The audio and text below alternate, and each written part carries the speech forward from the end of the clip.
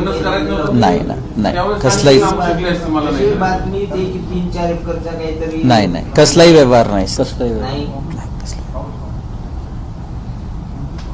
Sir मी सून आणायला गेलतो माझ्या घरासाठी.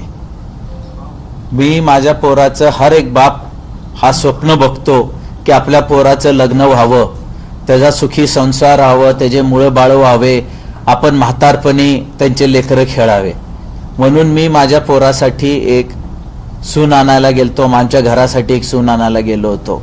पण आज माझी परिस्थिती अशी आहे की माझा मुलगाच नाही राहिला आणि असल्या गोष्टी झाल्या माझ्यासोबत.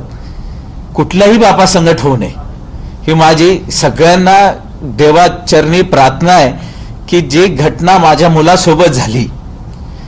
एक आपण कुठलीही मुलगी सून म्हणून घ्यायला गेलतो चांगल्या घराची, सगळं करून तिचं काय मॅटर होतं त्यांनी एकदा स्पष्ट नाही म्हणून सांगितलं असतं तर ही गोष्ट कधीची झाली असती. असा मला सांगा आजच्या दुनियामध्ये कोण कोणाला फोर्स करतं का? फोर्स करायचं कारण काय? आज माझा 26 वर्षाचा मुलगा, मी त्याला एवढं शिक्षण दिलं, एवढं व्यवस्थित त्याला पाळलं पोसलं की तो म्हातारपणी मला सांभाळेल, तो माझ्या आर्थीला खांदा देईल. पण माझी परिस्थिती आली की मी त्याच्या आर्थीला खांदा देतोय. माझ्यावर एवढा मोठा दुःखाचा डोंगर कोसळलाय की मी हे व्यक्त नाही करू शकत कुणाला. आणि माझी फक्त सगळ्यांना हे हात जोडून विनंती आहे आपल्या सगळ्यांना समाजाला की अजून एक खेतन जाऊ नये. असं घडू नये की आज माझा मुलगा गेलाय, अजून कोणाचा मुलगा या मुलगी ह्या घटनामुळे, अगर त्यांना ते मुलगा मुलगी पसंत नसेल तर त्यांनी नाही म्हणून सांगावं स्पष्ट. पण विनाकारण कोणाच्या मुलाचा असा हत्या करू नये ही माझी सगळ्यांची विनंती आहे.